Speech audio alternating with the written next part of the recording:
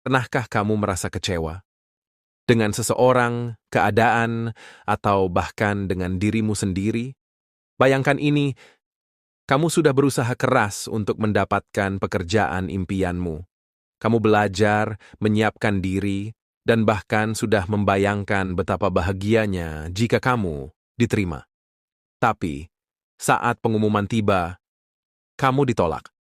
Rasa kecewa itu seperti pukulan keras. Kamu bertanya-tanya, apa yang salah? Kenapa ini terjadi padaku? Jika kamu pernah merasa seperti ini, kamu tidak sendirian. Tapi ada cara untuk menghadapi kekecewaan dengan lebih bijak. Para filsuf Stoik seperti Marcus Aurelius, Seneca, dan Epictetus punya cara pandang yang bisa membantu kita tetap tenang dan kuat menghadapi kehidupan. Mari kita bahas. Kekecewaan terjadi karena harapan kita tidak sesuai dengan kenyataan. Seneca pernah berkata, kita lebih sering menderita dalam imajinasi kita daripada dalam kenyataan. Mari kita ambil contoh nyata. Bayangkan seorang atlet yang sudah berlatih bertahun-tahun untuk sebuah kompetisi besar. Di hari pertandingan, dia gagal. Dia kecewa, marah pada dirinya sendiri, bahkan berpikir untuk menyerah. Tapi apa yang dilakukan atlet-atlet hebat? Mereka tidak berlarut-larut dalam kekecewaan. Mereka menggunakannya sebagai bahan bakar untuk berlatih lebih keras dan mencoba lagi. Begitu juga dengan kita. Daripada terus bertanya, kenapa ini terjadi? Tanyakan, apa yang bisa kupelajari dari ini? Epictetus mengajarkan bahwa ada dua hal dalam hidup ini yang bisa kita kendalikan, yang tidak bisa kita kendalikan. Coba kita terapkan dalam kehidupan sehari-hari.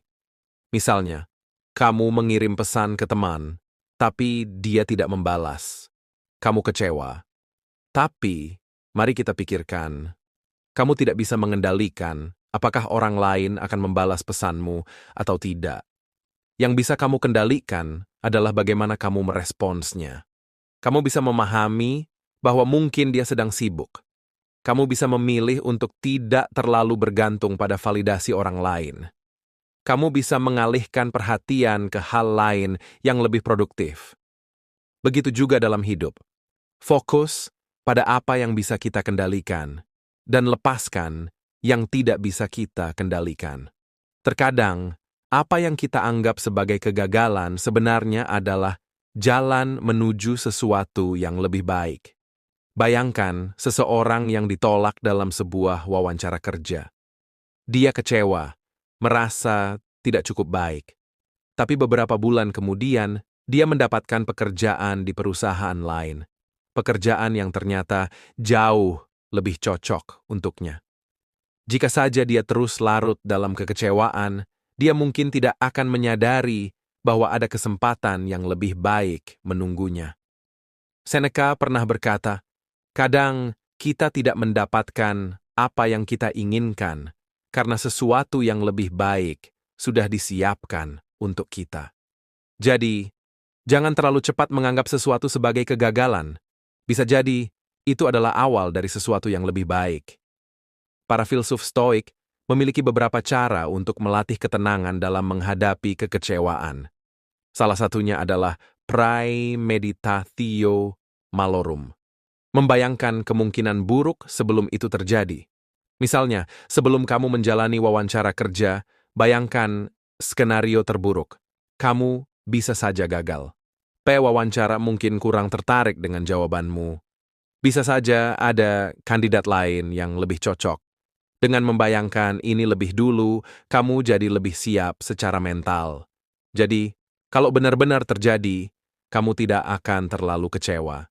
Cara lain yang bisa dilakukan adalah menulis jurnal setiap hari. Tuliskan hal-hal yang membuatmu kecewa dan renungkan apa yang bisa kamu pelajari darinya. Latihan-latihan kecil ini bisa membuat kita lebih kuat menghadapi kehidupan. Kekecewaan adalah bagian dari hidup. Tapi dengan stoikisme, kita bisa menghadapinya dengan lebih tenang. Pahami bahwa kekecewaan berasal dari harapan kita sendiri. Fokus hanya pada hal yang bisa kita kendalikan. ubah cara pandang kita terhadap situasi buruk. Latih diri untuk menerima kenyataan dengan tenang. Ingat, kita tidak bisa mengontrol dunia. Tapi kita bisa mengontrol bagaimana kita meresponsnya. Jika kamu merasa video ini bermanfaat, jangan lupa untuk like, share, dan subscribe agar lebih banyak orang bisa belajar stoikisme bersama kita. Sampai jumpa di video berikutnya.